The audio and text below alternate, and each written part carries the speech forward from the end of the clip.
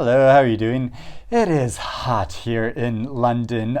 We are undergoing a heat wave. It is meant to continue for another week at least. So I'm wearing my Warhol volcano exploding shirt to represent just how hot it is. And I do not do well in the heat. I get tired, I get cranky, I can't concentrate. So my plan to get through this is to stay inside my relatively cool library for as long as possible. Only come out for necessity. Luckily, my library does stay fairly cool even in quite hot weather. So yeah, I'm going to stay in there as long as possible. And to accompany me for that, I have a big pile of new books. So I'm going to go through and discuss all of these books now.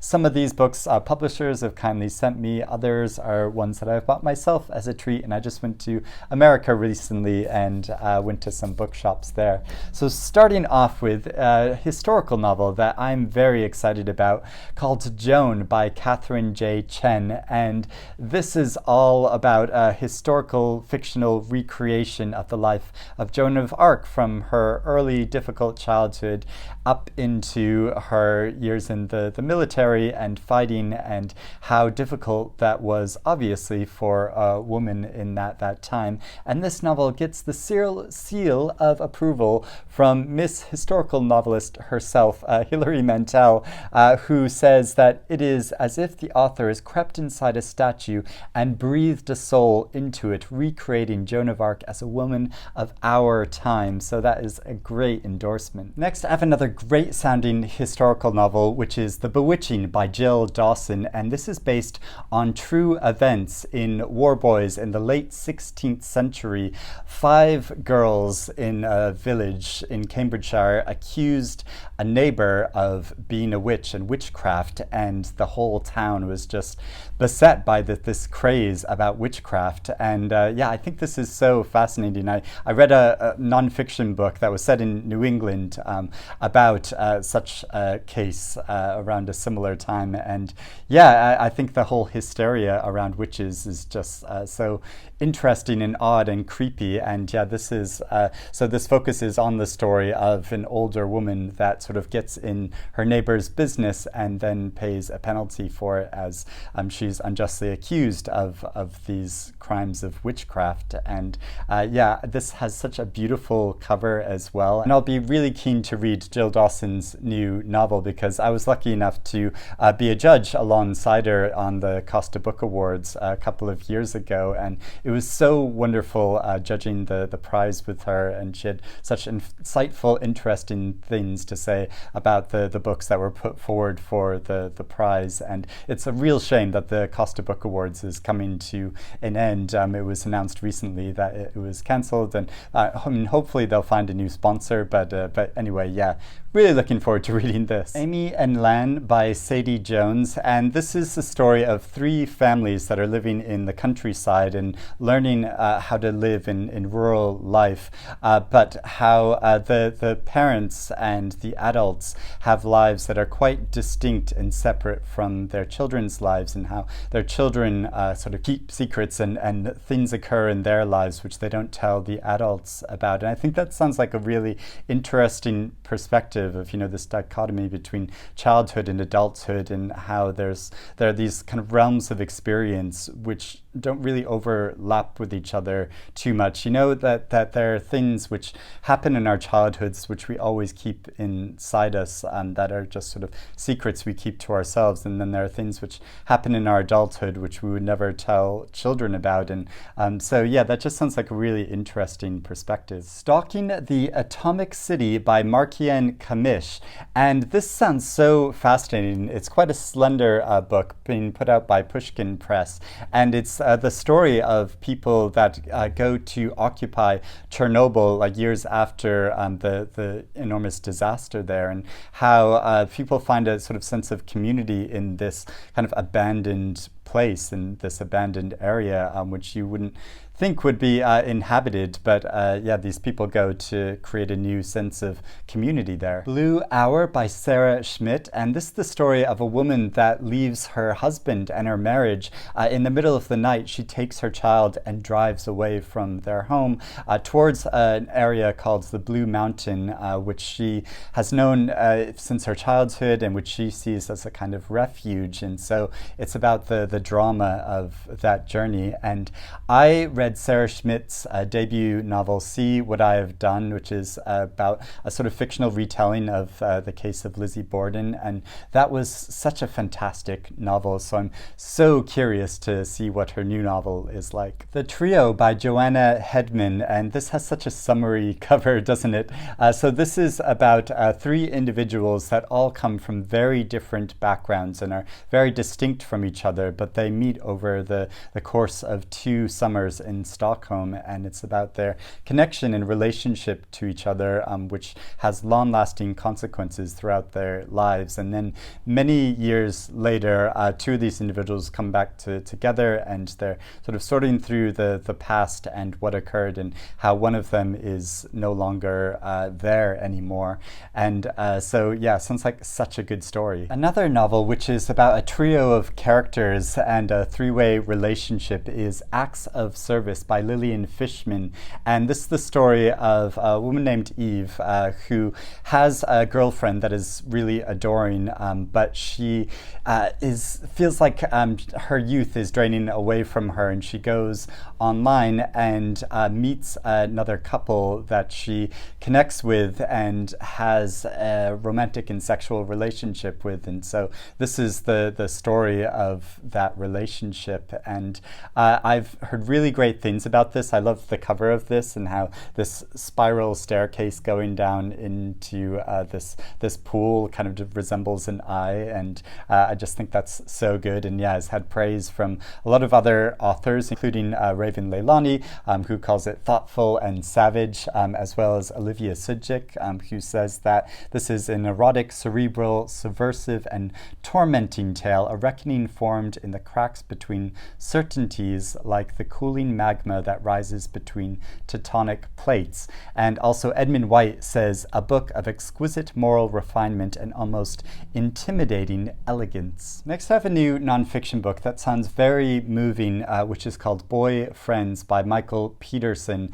And this is the story of how the author, who is a poet, he had a very close friend named Scott, who they were just friends, but then his friend Scott died, and in his grief, he found himself writing these letters to Scott and describing things from his life and their past, and the potential of what their lives could have been together. And yeah, the subject of like male friendship, I think, hasn't been explored all that much in books, and so yeah, this sounds like a very poignant account. Another new nonfiction book which I'm so excited about is Tales from the Fatherland by Ben Fergusson. So when gay marriage became legal in Germany, Ben Fergusson married his German partner, and together they were one of the first gay couples to adopt a child. And so this is about the process they went through to adopt a child and the special challenges they found as queer parents. And so I've read a couple of Ben Fergusson's novels before. He is such a good writer, so I expect this to be very well written as well as really interesting. I have one more new nonfiction book, which I think also sounds so good, called Love the Dark Days by Ira Mathur. And this is the story of a woman named Poppet, who is born in India to a very upper class, privileged Muslim family on one side, and then a middle-class Hindu family on the other side, and about the tension of those two different heritage and strands in the family, and how the family moved to Trinidad and encounter issues there. But then as Papa is maturing and becoming her own woman, how she moves to St. Lucia to try to reinvent herself, and there she has encounters with the Nobel Prize winning writer Derek Walcott. And so following her story and the story of generations, multiple generations of this family, which just sounds so fascinating. Now, staying in the region of the Caribbean, next I have a new debut novel set in Jamaica, and it is called What a Mother's Love Don't Teach You by Sharma Taylor. And this is the story of a woman named Dinah who gives birth to a baby boy, but feeling like she can't raise him, gives him away to a rich American couple that she's working for. And the couple travel back to America, and she doesn't hear anything from them again or anything about her son until 18 years later. A young man travels to Jamaica, and she's convinced that he is her son, but is he really, or what is going on behind this story? So it tells that tale. Also, the author, Leonie Ross, says of this book that it is truth-telling. Taylor's debut is tender, violent, and uncompromising in turns.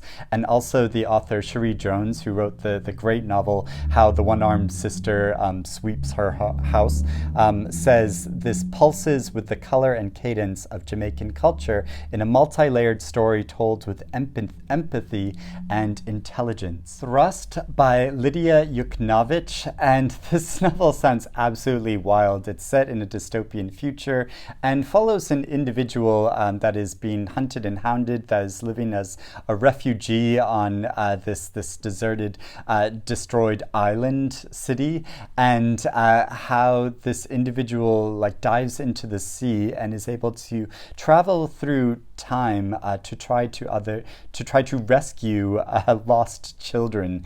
And so yeah, it sounds like quite a wild story.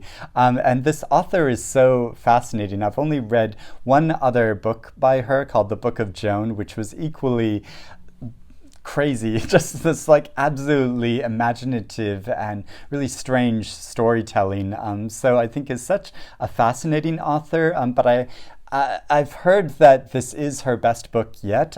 By some reviewers have called that, but then another person I trust, whose opinion I trust, has said that she feels like this is too much like a sort of jumble of story of trying to cram in a whole load of issues into one novel. But yeah, I'm quite keen to discover for myself what I think of it. Then I have a new novel called Berlin by Bea Setton, and this is a story about a young woman that moves to Berlin from abroad to try to live a bohemian lifestyle there, but soon finds herself in over her head when something very unexpected and dangerous occurs. So yeah, it's about that process of kind of coming of age and trying to find yourself in a foreign city. So while I was in America, I went to a few different bookshops looking for Joyce Carol Oates' new book of short stories, which was only just recently published, but none of them had a copy in stock, and so wasn't able to get it while I was there. It's not being published here in the UK until November, I think. So, and I can't even find a way to get it shipped from America, so I think I'm just gonna have to wait until it comes out here. But while I was in the bookshop there, of course, I couldn't resist getting some new books.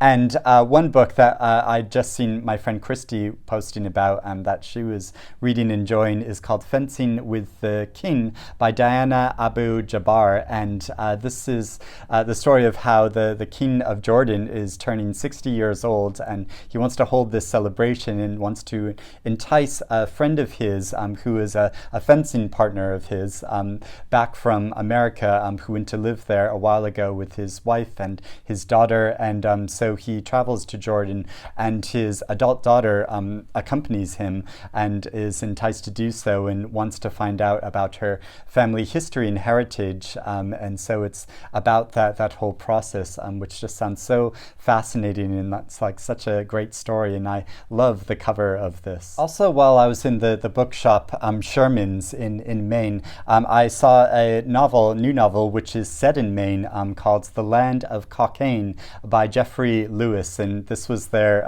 book club pick of the month, and I just loved the cover of this and the kind of painting painterly aspect of the cover. And so the land of Cockaigne, which I can't really say without kind of like childishly giggling at the name, but this was apparently Cockaigne was apparently a kind of medieval paradise community, and so a couple who are grieving for the loss of their son, they tried to get over that grief by founding a community like summer home for boys from the Bronx, but it's about their uneasy process of trying to integrate within this Maine community that they set up this kind of summer home in, and about that tension. And I'm always keen on reading new fiction that's set in the state of Maine, since that's where I grew up. Also recently, for Pride Month, the skincare shop called Aesop had this event called Queer Libraries, where they had this whole range of different queer books which they were giving away to anyone who entered the shop and wanted to take one away. So they also had these little guides called the Aesop Queer Cities Guide, which show a number of different cities around the world and queer venues that have had some historic importance in those different cities, which is quite fun to look through. And there's one all about London. But so from all of this range of books, one I picked was Harvey Fierstein's recent autobiography that, he just recently published. And I just sort of picked this out as kind of a fun book because, he's such an interesting writer and actor, has had a very varied life. And I was just listening to an interview with him recently on Jinx Monsoon's podcast called Hi Jinx. And it was a really fun interview. He has such a distinctive voice. And so I think it'll just be really interesting to read about his story. And finally, recently I was invited to the launch party for YouTuber Leena Norm's debut poetry collection, which was really enjoyable event. And so I got a copy of her new poetry book called Bargain Bin Rom-Com. And Leena Norms, if you've ever watched her channel, and she approaches different subjects from such like a fun and like lively way, but also really intelligent and interesting perspective that she gives on things. So she approaches a whole range of subjects in these poems using that same tone and like mixture of like playfulness, but also real insight. And I'm really enjoying reading through these, and that was a fun event to go to. So those are all the books I have. I'm just gonna retreat to my library now and sort of hide there in the dark and the coolness until all of the heat goes away. And so I hope you're doing well and keeping cool and reading good things, and I'll speak to you again soon. Bye-bye.